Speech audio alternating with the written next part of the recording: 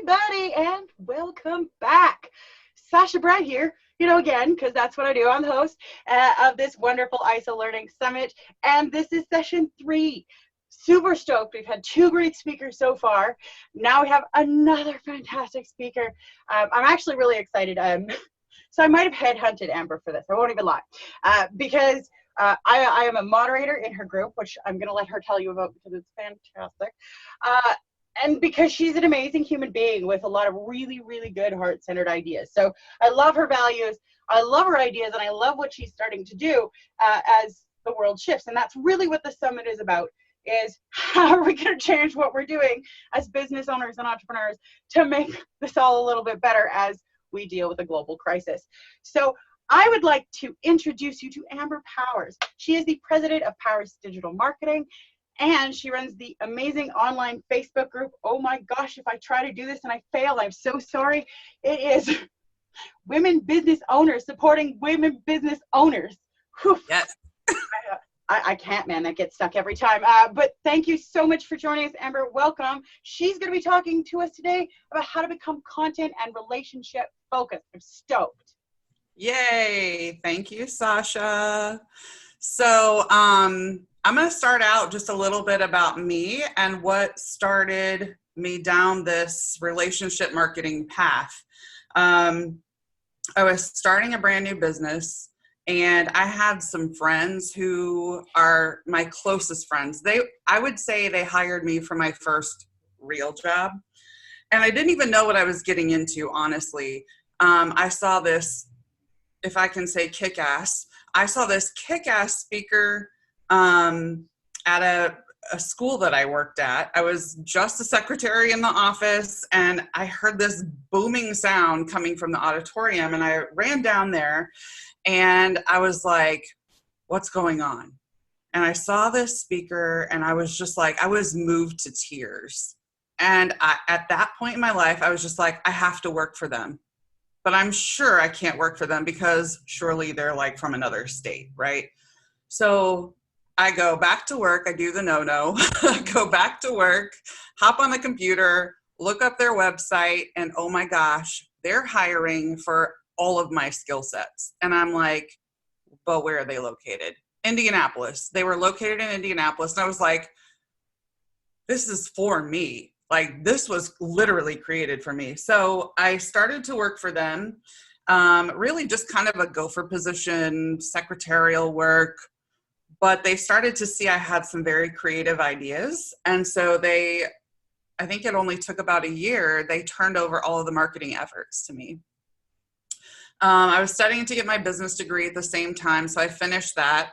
I won't say that did me a whole lot of good, but I have that background.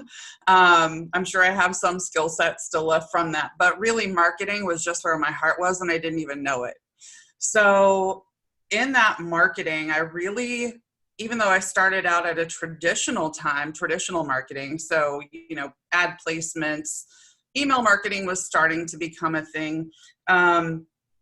I just really realized how much people wanted to connect with other people, right? So over time, they said, Amber, your skill set is basically too much. We know that you have, they knew that they couldn't pay me what I was worth, but I loved working with them. So they wanted me to shift out, still work for them, but also take on other clients. And they said, while you're doing this, I was in my early 20s, we're going to offer you something. We want you to actually live with us so that you have time to really just focus on your business. That's it. We want you to build a successful business, not having to worry about the financial stuff that comes along with that. And so I did. And when I did that, I started seeking out networking groups. And one of the networking groups that I found that I'm not even going to lie. The first time I went, I sat and I was almost silent the whole time because I was just in awe of what I was witnessing. And here's what I was witnessing. We met at this place called Broad Ripple Brew Pub in Indianapolis. And there were probably between 12 and 15 of us that trickled in over time. And we sat around this table and we just started sharing like some of the obstacles that we had in our own business. And then each of us would take turns going around the table, playing off of one another with different ideas about how we can help them. I mean, here's this table full of 12 to 15 people, and all of the consciousness that they have about business is available and at our disposal, and they're using it. And ideas are popping up off of other people's ideas, and this like massive explosion of ideas happens that now people can take home with them and implement in their business. And so I was just astounded. Like, this is what networking should be. So fast forward to April 2017, right? So almost 3 years ago, my husband and I uprooted, moved our entire lives to Florida because we had some family down here close. But really the primary reason was Indianapolis is a very dreary place. In fact, it beat out Seattle a couple of years in the number of overcast days. So being a person who struggles with seasonal affective disorder, that was not working for me. So sunshine it was, and I've taken advantage of that sunshine. But one of the obstacles that I came into, and I totally didn't expect, and so I want to tell this to everyone watching. If you're considering a move, I'm not saying don't move. It was worth it. But one of the things you don't expect is you're leaving everything and everyone behind. You have to start from ground zero. And so what I was finding when I landed in Florida is it was very backwards, like 1984 type of networking. I had never been a part of anything like it, and I hated it. Oh my God, I hated it. So essentially what it looks like is 20 round tables with 8 people at each table, taking 30 seconds to give their pitch and sit down. And then at the end, you have about 30 to 45 minutes to network with each other.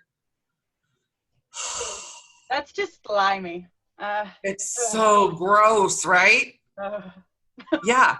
So my husband and I literally lost all of my clients right before I left Indy because it's a very local centric hiring kind of a city. And once they found out I was leaving and I didn't expect this, they were like, we want to keep our money local, which I totally respect. That's awesome. But I had a brand new mortgage and no money to pay it. So I was like, I got to get to networking like immediately. And it didn't work. So I was like, dude, something has to give here. And so I told my husband, I said, I can't find what I'm looking for, so I'm going to create it. And thus begins our like story, right? I can't find what I'm looking for, so I'm going to make it. And so I did. I created this women's networking group, but I wanted to teach women how to network appropriately in such a way that I'm not throwing my business card at you and expecting you to just call me. Dude, that's not how networking, that's not how marketing works. And for the first, I would say 1.5 to 2 years, because I've had the group for almost 3 years now. In August, it'll be 3 years. I felt like I was just talking to myself. Oh my gosh. It was so frustrating. And I couldn't get people to understand that marketing is more than just putting your business card up. And so I would post in the group and I would say, look, ladies, this is how it should look. And I felt like I was talking to myself. I wasn't getting any engagement, but I just kept going back. So you're going to hear this a lot from me today. Don't give up, because what has happened over time, I'm a firm believer, I am the woo girl. I'm that woo-woo spiritual, like law of attraction, all things crazy girl. I'm that girl.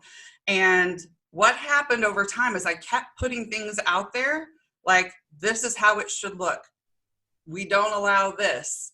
And over time, I grew some crazy, incredible followers who are so appreciative of having a place where they can go to get away from MLM products, to get away from, and that's not, I am not all MLMs are bad person. I'm just not that person, but there are some sleazy people out there hawking these things. So I made it no MLM. I made it eventually only posting ads on Tuesdays. There's no spam. If we catch you spamming, if we catch you commenting spam, if we catch you friend requesting people for the sake of selling something, like, it's strict. And now, guess what? There are almost 10,000 women in that group. We're about 300 shy of having 10,000 women in 3 years. But I'm telling you, that has shot up from November until, well, today, we've gone from 1,000 to 10,000. So all of that time I was sitting, I was waiting, I was putting, good thoughts, good intentions out there, but it really all comes back to relationship marketing, because I am literally creating a space where women can talk to each other about their obstacles, right? So this is just one aspect of relationship marketing. So it's networking, right? Creating this space where women or men, like men, you can create your own group if you want, but this is a women's group, where where you can come together and know that you have a place where we can just bounce ideas off of each other. And I'm super serious about the fact that I am not competitive mindset. Like, if you have a group that's awesome, cool. Put it in the group on Tuesdays. That's when we allow you to post ads, because I think that there's plenty to go around for everybody. I'm not that guy or gal. But I want to talk a little bit about other aspects of relationship marketing too. So I'm going to read this because I actually have the exact definition of what relationship marketing is. So relationship marketing is a strategy. It's important because it creates customer loyalty, interaction, and long-term engagement, right? So I'm going to give you an example in just a moment, but relationship marketing is really about fostering the relationships that you have, creating new ones, but that fostering relationships you have piece is so important, because some of you may know this, some may not. It takes 6 to 7 times more money and time to actually generate a new client than it does to foster your current ones. And those current ones do lead to new clients, and they lead to opportunities to upsell and cross-sell your whatever you have, right? So I'm going to tell you a little bit about my biggest client. My biggest client came to me because I created a connection with the help of my sales coach, Laura Allen, who you may have heard from, or I think she's like literally, I don't know what day she's talking, but she's on the last day, but she's totally talking. Okay, so look forward to that. So my sales coach, Laura Allen, she told me, reach out to people with like either something that you can help them with quickly, or just do a small deal, right? So I did. I reached out to someone who was in the industry that I wanted. I landed her as a client because of a networking group where we were allowed to do the same sort of thing, right? So I did a call with her, and the call was just simply me going through some very quick overview social media strategies that she could implement quickly to increase her engagement, right? After that, I followed up with her a couple of times just to see if she was doing it, to see if she had any questions. And within a month, I landed her also as a client, right? So I'm here in this time where I have no clients, and here's my first one. And it's not a ton of money, but it's a decent chunk. So I work with her for a little while, and I'm talking to her about different clients that she works with, because she's literally in the industry that I want to be in. And so I nurture the relationship. I actually created a genuine friendship because I invest in my clients. I invest emotionally in my clients. I invest financially in my clients. I invest my time. So it's important to nurture those, right? So within, I would say 6 months time, she referred to me 3 clients. I didn't have to ask her for anything. I never said, hey, Julie, do you have any clients that you think would enjoy working with me or benefit from working with me? I never had to ask that because I was authentic in that connection. And she knew that I produced quality product. So she trusted me. This is all a process of building trust with your client base so that they feel comfortable, because like even in the normal world where people go to 9-to-5ers, like if you have a chance to refer someone to a position in your company, are you going to refer any Joe Schmo, whatever? No, you're not, because you don't know if they're going to make a fool of themselves once they get hired. Yep. So you build that trust. Obviously, after 3 months, she knows that I'm producing quality product, and it's continual. It's not like I fell off the planet after a month, which often happens with clients who come to me. They're like, I had one client that said, oh, so here's an example of relationship marketing gone wrong. I had a client come to me. They own a wood flooring company in Indianapolis. And she said, Amber, I've been watching your posts. And she was like, I'm just fed up. She said, the company that we hired years ago to do our social media for us, and it's not a lot, it's a small contract, but she said, we literally own our name is all wood floor service. And they keep posting stuff about carpet. And I'm just like, oh my gosh. Like 101, people. Listen to the person's brand, listen to the company's brand, and post accordingly. Like literally, I probably have a client for life just because I listen. And they've experienced what it's like to have people work on their accounts that don't listen. So back to Julie, she referred clients to me, 3 of them, some long-term, right? The biggest client she referred to me has been with me for 2 years. And what I did with them is I literally went to them. She said, hey, I'm going to send this person to you. They own a hospitality group on Cape Cod. She said they really do need a lot of help with their social media stuff.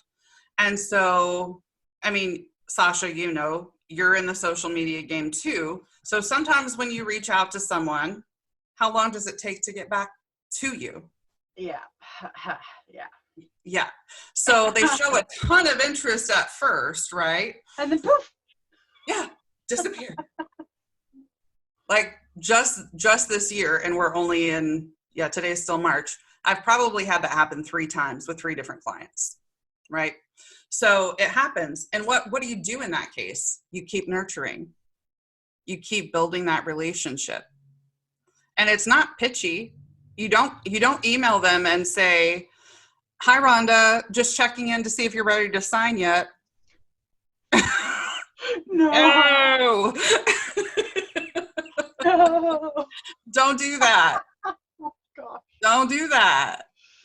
Yeah. It was something as simple as checking their social media out and not picking it apart. Resist the urge to tell them everything they're doing wrong, right? Oh, that's hard. It is hard because that's what we're trained to do, how to make things better, right? But if they do something in particular that's right, let them know. Let them know. And they're like, oh, they're watching. They care, right? Relationship building, building trust. So important. It took 8 months for me to land that client. It took meeting in person for me to land that client. Once she finally met me, there's this something that happens in person that, while we can't focus on that now, you can do face-to-face like this. And she and I had not done that. But it just says, I care enough to take the time to talk with you, to really connect with you. So that is really important. So I've kept them through this entire thing, even though they're in the hospitality industry. Sasha, they have spas, they have restaurants, they have a resort, and they have an inn. The only thing still functioning right now is their restaurants, and they're deeply discounting their food. Yeah. Oh. Yeah. Ouch. So Yes. what did I do? This is important, right? Because what did I do? I'm like, oh crap, I might lose that entire account. That pays for so much stuff, right? And so, look, I'm not blind. I know they're losing money like crazy. Like their boat doesn't just have a hole in it, it's a crater, and they are sinking fast. So what do? I reach out to them and I say, I'm proactive. I say, hey, Rhonda and Bob, look, I know that your business is losing money hand over fist. You're not making anything. I get it. So I'm going to offer you two options. I'm going to allow you to, one, just pause your contract, or two, if you want to remain visible and make sure that we're posting something at least, that way when this is all over, you still have brand recognition. So, and I have developed such a strong relationship with these people so far that literally she called me immediately. Like I hit the send button and she called me and she said, Amber, thank you so much. She said, that was so mature of you to reach out and say, hey, I'm going to make this easier on you because I know that we have built this relationship.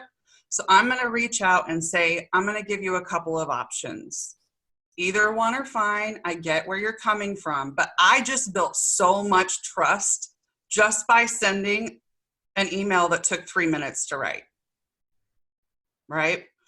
So I will have that client for a long time. Yeah. Relationship marketing. So a couple of other things that go into relationship marketing: customer service. Going back to what I just did with that client on Cape Cod, I, on the other hand, had a terrible experience with a TikTok pro who I signed up for their course. And because I had lost 90% of my income, I reached out to her, and I'm cutting non-essentials, right? So one person that I had signed up for about government contracts, I reached out to her and she said, thank you for being honest. I know the money isn't going to be in your account. So what we're going to do is we're going to delay it by 4 months. Guess what? I am going to be her fan forever, right? The other chick, I sent her the same message. And do you know what her response was? 2 letters. No refund? No. Oh, just no. Oh. Just no. Ew. And I responded back to her and I said, look, I get it. Like legally, I have to pay you. I signed up for a contract, but I want to be removed from your group. Take my money. I want nothing to do with you. And B, take me off your email list. C, you just lost potentially thousands of dollars from upselling me on the funnel that you have set up right now. But it's not even just that. I mean, look at the people you know. You're on here right now telling this story. Like, right. I mean, this is the part that so many business owners forget or they don't see. I mean, it's not even just that immediate. It's the layers upon layers upon layers of ripples that come out from being a jackass. Yeah, 100%. And look, I get it. She's in the same position I am. She's probably having people email her left and right with, I want out. And she's living in fear. The difference is, and this is back to woo-woo, Amber, I don't live in fear. I know that I'm taken care of because I've been taken care of so many times when I thought there was no way out. Like the universe just says, bloop, here you go. Yep. Got you. Yep. So I don't live in that mindset, and that's the difference. But it's a huge customer service lesson. People are paying attention big time. Do customer service the right way. Well, it is. And I mean, on top of that, it's not, people are paying attention. But I mean, for every one person that comments or leaves a review or has an interaction, there's like 100 more that are watching, they're formulating opinions, they are telling other people about you, and you have zero knowledge of them or their interactions, but they're there. Absolutely. Absolutely. And that leads actually to my next point, which is engaging on social media. So, create engaging content. This is a huge time for you. Like, I cannot emphasize this enough. Content marketing is your BFF right now. Create, create, create. Do every blog you can think of. Come up with great, engaging social media content. This is your time to work on your brand. As a person who's in social media marketing, digital marketing, email marketing, look, I know I don't spend a fraction of the time I should spend on my own stuff because I'm so busy taking care of my clients. I need to hire a social media person, honestly. But create engaging content. And when people do start to engage back.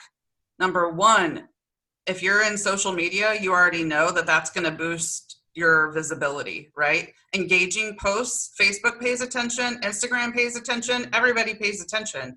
Holy crap, this stuff is getting shared and commented on like crazy. Maybe more people need to see it. Boom. Now you're more visible, right? So what's better than being visible? Being authentic.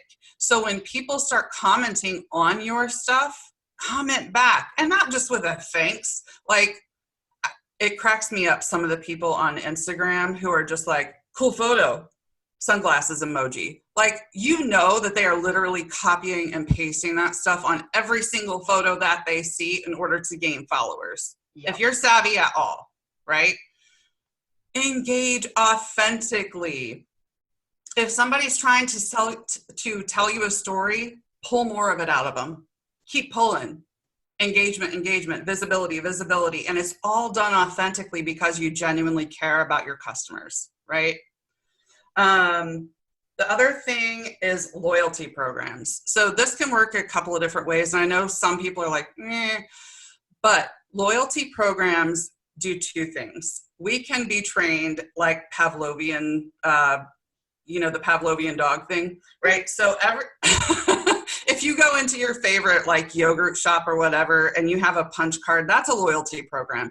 And you know that every time you get a punch, you're one step closer to not having to pay for your frozen yogurt. That does something to you mentally. And it doesn't have to be something where you're actually giving something away. It can be like bonus content. It doesn't have to be free stuff necessarily, right? So just know that those loyalty programs do matter, and it does help build relationship. Not only does it get people coming into your store if you have a brick and mortar, or visiting your website more often, you're like training them that every time they visit, it's a good thing. There's good things associated with it. Use humor. Use things to evoke emotion, like good emotion, not bad emotion. I agree. Yeah, let's keep the depressive stuff elsewhere. Okay? Yeah, let's not do that. So help people create funny content, create lighthearted content, especially right now. You're training people. I want this associated with my brand. Okay. Let's see here. Oh, and the last thing, because I am a copywriter, the last tip that I wanted to give all of you is to make sure that when you're writing, you're using clear, concise language that's easy to understand. There's nothing worse than having to read this article. I mean, look, if it's a, what is it called? A white paper, like it's going to be technical. Oh yeah. Whatever. But if you're just writing a blog, there is no need to use enormous words that people are going to have to leave your website for to Google what you're talking about. So just make sure that you're using clear, concise content when you're writing your blogs, when you're reaching out in email. If you're doing email marketing, get those out. Ask people how they're doing. Like, don't even pitch your stuff. Just ask people, how are you doing? I genuinely want to know. It's that simple. So for anybody who does want to join our group, if you're a chick like me or Sasha, if you identify as a female, come on over. The Facebook group is called Women Business Owners Supporting Women Business Owners. We are going to start a step up group eventually. It's not quite ready yet. It will be a paid group, no ads, lots of masterminds, lots of teaching opportunities, lots of learning opportunities. So head on over. It's a totally free group right now. So head on over. Sasha, thank you so much for putting this together. I can't wait to see more from the speakers that are coming. And thank you for allowing me to participate. Oh, heck, I'm just glad I could. Otherwise, I'd be bored. And bored. I don't do bored, guys. No, I think a lot of the stuff you've really thrown in there is really, really, really great information. And I have to echo what Amber says. I mean, I do the same things with my business. Now, I'm going to add my little tidbit. If I see somebody floating around on social media or or anywhere, and they're like, I am stuck on this thing, and it's one of the I can fix it in 5 seconds or less, or I have an answer really quickly, I just give it to people, right? Yeah. I add a level of support. That is what works well for me because I'm a giver, I'm a helper. I'm like, oh, you don't have money and you have a question, well, done. Okay, I don't even care. Like, it took me 2 minutes. So however you as a business owner, as a business, find that connection easiest to establish. Like for me, offering my help makes it easier for me to talk to people, right?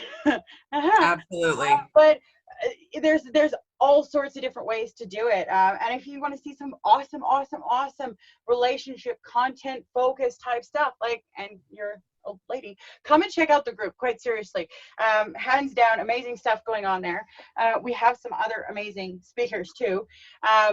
You've had some great comments. Everybody loves you, just saying. If they want to know more about you, because who wouldn't want to know more about you? If they want to work with you or really, get together with you to get more of your expertise on things like content writing, which you're copywriting, which you're amazing at, how are they going to do that? Yeah, so I do own my own company. It's Powers Digital Marketing. My last name is Powers. Like, thanks, Dad. Seriously. I wouldn't even give up my last name for my husband. Sorry, dude. I mean, Amber Powers. It's just awesome. Right? So yeah, Amber Powers at Powers Digital Marketing. PowersDigitalMarketing.com is my website. I don't focus strongly on web design. It really is content focused. So copywriting for email, blogging, for SEO, social media posts. I'm really trying to focus on like social media strategy and digital marketing strategy. So it's more of a marketing consultant type of a role. So for small businesses who might not have a ton of cash to throw at hiring someone to do their stuff.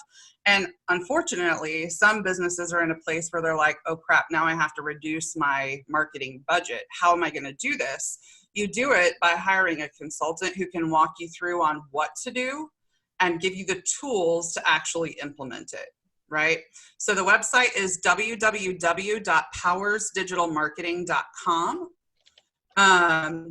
for anybody who wants to go visit. But yes, consulting is a big thing for me because I really kind of feel like at least businesses who have been in business for less than 6 months or even a year, I feel like they should do their own marketing at first because they have to learn how to find their voice, right? And if you don't know your voice, then you can't adequately explain to someone else how to speak in your voice or how to write in your voice.